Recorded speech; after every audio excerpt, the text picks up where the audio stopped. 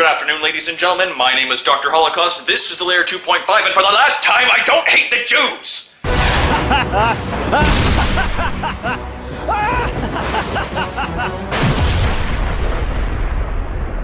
I hate everyone equally. That's right, when I rule the world and my competency exams are instituted, I will not discriminate against race, religion, or sexual orientation. Just f***ing morons.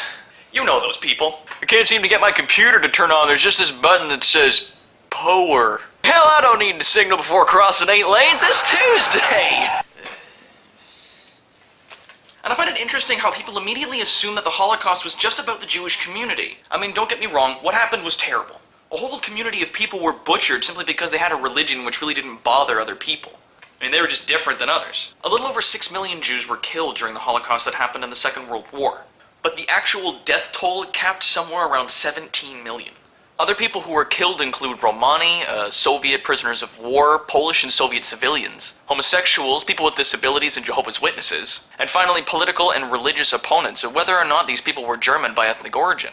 So while the Jewish community did take the brunt of the punishment from the Holocaust, concentration camps weren't created specifically for them. They were created for the unwanted. But when I use the word Holocaust in my name, I do not use it in reference to the Holocaust, I use it in reference to a Holocaust. And the word is defined as such. A great or complete devastation or destruction, especially by fire, or any mass slaughter or reckless destruction of life. So all of you people that are out there who are saying, you got a problem with Jews, man? I say, can it? I frankly don't have a problem with a person's beliefs or culture as long as it's not bothering or hurting people in their immediate vicinity. Speaking of which, medical patients in the United States will now be allowed to decide who has visitation rights and who can make medical decisions on their behalf, regardless of sexual orientation, gender identity, or family makeup. See, back in 2007, Janice Langban, 41, had raised 3 teenage girls with her partner of 18 years, Lisa Pond. However, when they were on a cruise, Lisa suffered an aneurysm and was sent to a hospital with fading condition. Janice was barred from seeing her partner during their final 8 hours because she was gay. What is that, the f***ing 90s? No, I'm sorry, I can't let you come in and see your dying partner with your kids there, cause you're gay. G-H-E-Y, gay.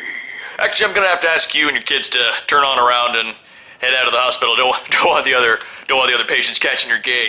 No, seriously, get out. That is lame bullshit.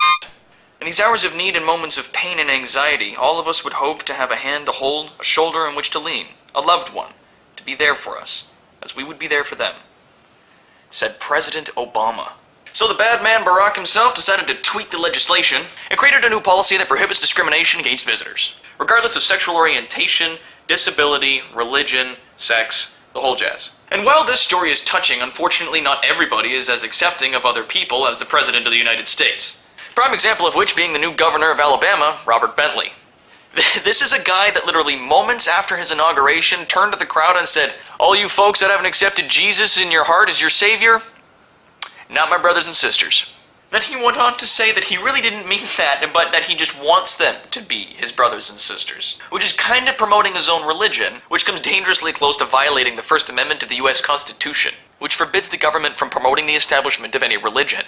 And to wrap things up today, I'm going to cover another key point on how to be a supervillain. Specifically, when and how to cheese it. I mean, let's be honest, a lot of villains, unfortunately, as history goes, are staring down the hard barrel of failure, nearing the end of their plan. There is always that point where the wheels come off. So, it helps to have a plan B. And being creative on your feet can certainly help you out here, because any number of things can be used for an impromptu getaway. And of course, if any improvised vehicles aren't on hand, it always helps to have a quick disguise. Police! Stop!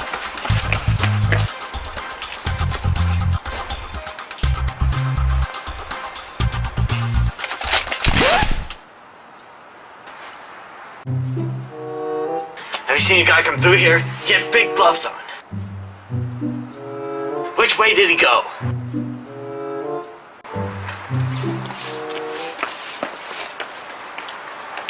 Wait a minute.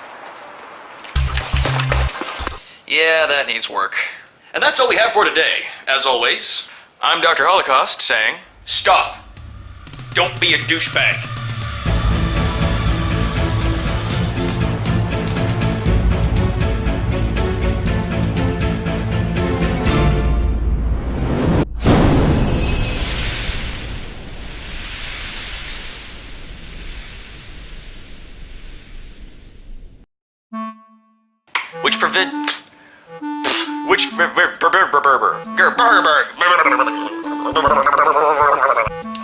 which forbids the government from promoting something.